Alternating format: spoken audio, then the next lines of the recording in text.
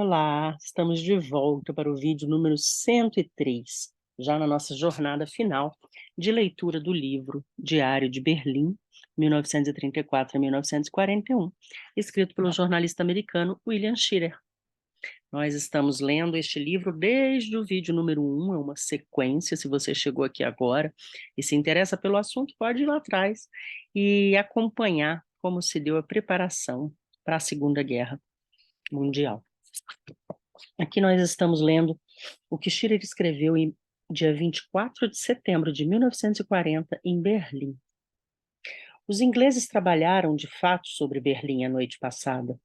Durante 4 horas bombardearam violentamente a cidade e com excelente pontaria. Atingiram várias fábricas importantes, localizadas na área norte da capital, uma grande usina de gás, bem como os pátios ferroviários situados ao norte das estações de Stettiner e Lehrter. Entretanto, não pudemos narrar o fato. As autoridades afirmaram que não tinham sido causados estragos de importância militar, e o Ministério da Propaganda, repentinamente nervoso em consequência da destruição da noite de ontem, comunicou a todos nós, correspondentes, que apenas poderíamos relatar o que fosse anunciado pelas autoridades militares. O ministério do Dr. Goebbels chegou até a cancelar o passeio habitual pela cidade que oferece aos correspondentes depois de cada ataque, dando a desculpa de que havia muito para ver e pouco tempo para mostrar. Por outro lado, tanto a imprensa como o rádio alemães nunca foram obrigados a mentir tão descaradamente sobre um Reich como hoje. Até mesmo os ingênuos berlinenses, a julgar pelas suas conversas, parecem estupefatos com as notícias publicadas por seus próprios jornais. Diz o comunicado oficial, abre aspas, no decorrer da noite passada, apesar do violento fogo antiaéreo, alguns aparelhos ingleses de bombardeio conseguiram penetrar até os subúrbios do norte e leste de Berlim, sobre os quais deixaram cair numerosas bombas. O local onde as mesmas explodiram, situado a grande distância dos objetivos militares ou industriais, fornece uma nova prova de que os pilotos ingleses atacam deliberadamente os bairros residenciais. Não se registrou nenhum estrago de importância militar. Fecha aspas. O próprio alto comando, em cuja veracidade muitos alemães ainda acreditam, repetiu essa mentira mais tarde no seu comunicado diário. E as centenas de milhares de moradores dos subúrbios da zona norte da cidade, que se viram obrigados a descer dos seus trens 3 vezes seguidas para serem transportados de ônibus nos pontos onde as bombas inglesas tinham destruído completamente os trilhos, sentiram-se um tanto surpresos com o que leram nos jornais. 2 vezes seguidas, os pilotos ingleses erraram a linha de trens elevados que atravessa o centro de Berlim, de leste a oeste. Nas 2 vezes, as bombas da Força Aérea Real explodiram apenas a alguns metros dos trilhos, danificando as casas adjacentes. Essa linha elevada não somente serve como escoadouro para o grosso do tráfego elétrico suburbano, como é também por ela que trafega um grande número de trens de passageiros para outras cidades. É a mais importante de todas as linhas existentes dentro dos limites da capital. Os destroços das casas atingidas impediram o tráfego durante toda a noite passada, mas hoje a linha já está funcionando normalmente. Serrano Suinier, cunhado de Franco e seu ministro do interior, regressou de uma visita à frente ocidental justamente a tempo de experimentar o seu primeiro bombardeio inglês.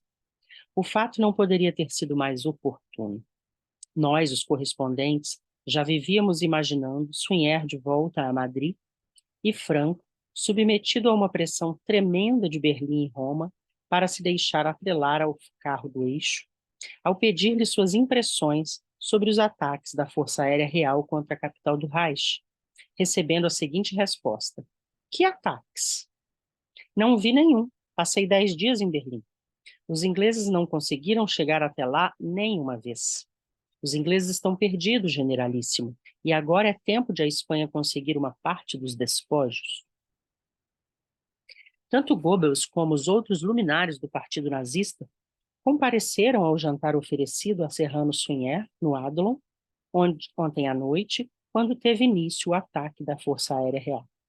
O banquete teve que ser inesperadamente suspenso antes de servir da sobremesa, e todos os convivas foram obrigados a correr para o espaçoso abrigo antiaéreo do hotel, pegado à barbearia.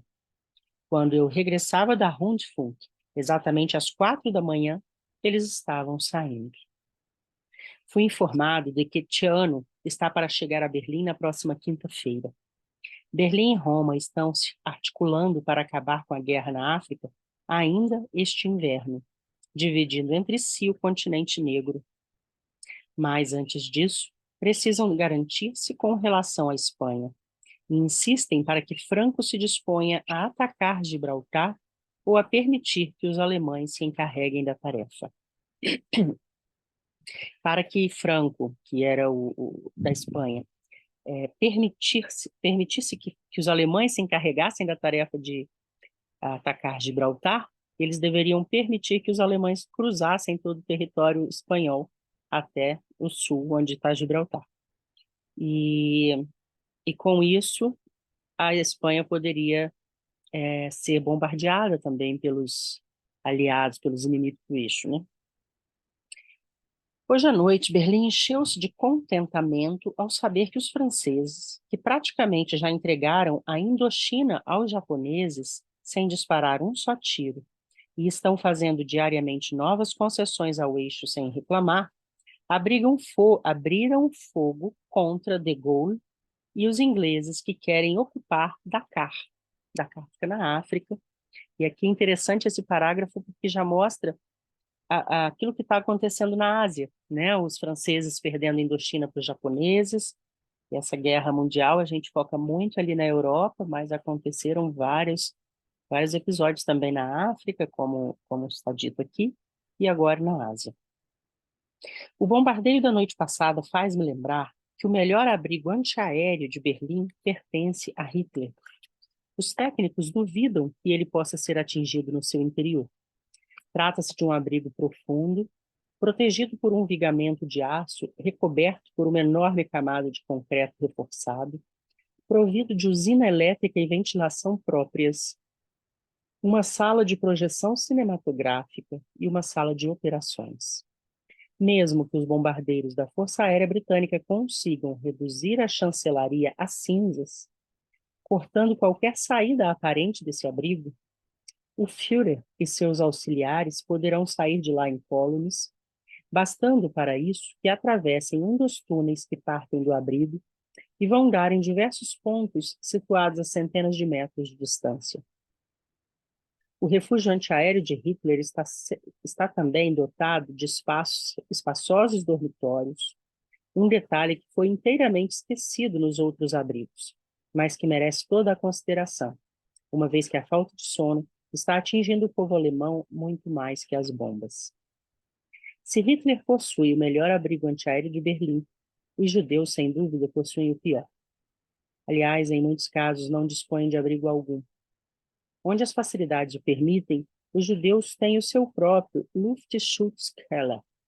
Em geral, um pequeno aposento do subsolo, contíguo à parte principal do abrigo onde se reúnem os arianos. Mas acontece que na maioria dos refúgios antiaéreos de Berlim só existe um aposento. Esse é reservado aos arianos. Arianos aqui ele sempre coloca entre aspas. Os judeus devem procurar abrigo no pavimento térreo, habitualmente no hall que vai da entrada do edifício até as escadarias ou ao elevador. Esse lugar é perfeitamente seguro, desde que a bomba atinja o telhado do prédio, uma vez que existem poucas possibilidades de que essa bomba consiga penetrar até o chão. Mas as experiências registradas até agora provam que esse lugar é o mais perigoso de todo o edifício, na hipótese de uma bomba explodir na rua fronteira. Então, é justamente no espaço ocupado pelos judeus que se faz sentir a maior força da explosão. É exatamente nos halls onde tem de ficar os semitas que caem quase todos os estilhaços das bombas. Berlim, 25 de setembro de 40. O doutor Boehmer chefe da imprensa estrangeira do Ministério da Propaganda, que é um nazista típico, excetuando-se o fato de ser inteligente e muito viajado, mostra-se irritado de vez em quando pela nossa falta de apreciação de um favor tão grande como esse que nos fazem os nazistas, fornecendo rações extras aos correspondentes estrangeiros. Se o caminho para conquistar o coração de um correspondente é o estômago, então o Dr. Goebbels faz o possível para consegui-lo. Em primeiro lugar, classifica-nos como trabalhadores de serviços pesados, o que nos dá direito a rações duplas de carne, pão e manteiga. Cada 15 dias, depois da nossa entrevista coletiva, fazemos uma fila para receber cartões extras. Além disso, o Dr. Goebbels não somente permite como, até mesmo chega... O Dr. Goebbels não somente permite como, até... Desculpe, tá estranho essa aqui, parece que falta uma vírgula. Além disso, o Dr. Goebbels não somente permite, como até mesmo chega a encorajar-nos para que importemos semanalmente uma remessa de gêneros da Dinamarca contra um pequeno pagamento em dólares. Isso, aliás, representa para nós um verdadeiro salva-vidas. No que me diz respeito, por exemplo, permite-me consumir ovos e bacon no meu breakfast 4 vezes por semana. Ordinariamente, não tenho o hábito de comer ovos e bacon de manhã, mas diante das parcas rações de guerra que se podem obter neste momento, cheguei à conclusão de que este prato basta para sustentar alguém durante todo o dia.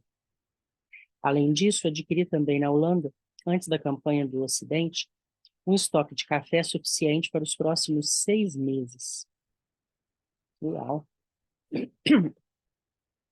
Numa palavra, nós correspondentes somos afetados muito pouco pelo racionamento de tempo de guerra.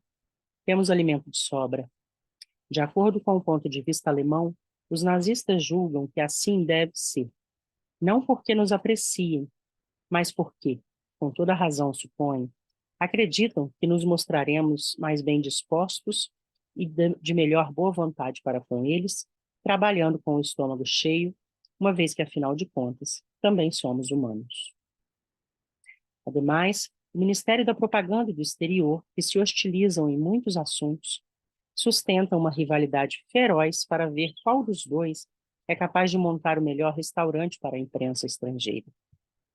O estabelecimento de Ribbentrop, o Ausland Press Club, na Kurfürstendamm, é, neste momento, muito mais suntuoso que o Ausland Club de Goebbels, instalado na Leipzigplatz.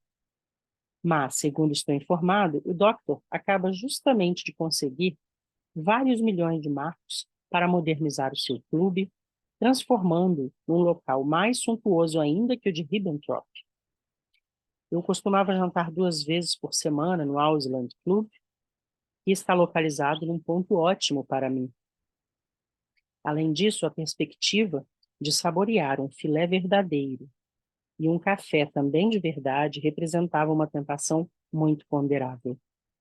Ademais, o local era magnífico para conversar um pouco com os nazistas e tentar descobrir as ideias que lhes passavam pela cabeça, se é que as tinham. Desde o início da criminosa agressão contra a Holanda e a Bélgica, que não apareço por lá, pois nunca mais consegui digerir os funcionários nazistas juntamente com o meu jantar. No entanto, se comemos bem, já não podemos dizer o mesmo do povo alemão. Mesmo assim, as notícias correntes no estrangeiro, que apresentam o povo germânico afligido pela fome, são consideravelmente exageradas. Os alemães não estão passando fome. Depois de um ano de bloqueio, ainda conseguem as quantidades de pão, batatas e legumes suficientes para mantê-los por muito tempo. Os adultos recebem semanalmente 450 gramas de carne e 120 gramas de manteiga. Com uma alimentação como essa, os americanos dificilmente conseguiriam resistir, mas os alemães, cujos organismos há mais de um século vêm se acostumando a grandes quantidades de batatas, repolho e pão, dão a impressão de se sentirem perfeitamente bem com as rações atuais. As rações de carne e gorduras, apesar de consideravelmente inferiores ao que anteriormente consumiam, são, apesar disso, suficientes para mantê-los em condições físicas perfeitamente toleráveis. A escassez de frutas é bastante aguda, e o terrível inverno do ano passado arruinou a colheita alemã desses produtos. Naquele inverno não foi possível encontrar laranjas nem bananas, o que provavelmente se repetirá este ano. A ocupação da Dinamarca e da Holanda favoreceu o aumento provisório dos estoques de legumes e laticínios. No entanto, a impossibilidade em que se encontra a Alemanha de fornecer as forragens de que necessitam esses dois países é um fator que, dentro em pouco, fará sentir os seus efeitos sobre os gêneros alimentícios exportados de lá. Não existe a menor dúvida de que os alemães se apropriaram de todas as quantidades de víveres existentes na Escandinávia, Holanda, Bélgica e França, embora seja também exato que as pagaram em marcos papel, que para eles nada custam. A única pessoa a duvidar disso é o representante do senhor Herbert Hoover em Berlim. O que há de importante em tudo isso é que os ingleses não ganharão a guerra dentro dos próximos 2 ou 3 anos, digamos, tentando reduzir o povo alemão à fome. E Hitler, que não possui o menor sentimentalismo para com os estrangeiros, fará todo o possível para que os 100 milhões para que os 100 milhões dos países ocupados morram de fome antes que tal possa acontecer a um só alemão. Disso pode o mundo estar certo. Interessante esses detalhes que o Schiller nos dá sobre as coisas do cotidiano, né? Alimentação, vestuário. De vez em quando ele comenta sobre isso. Nós ficamos por aqui. Nos vemos no próximo vídeo.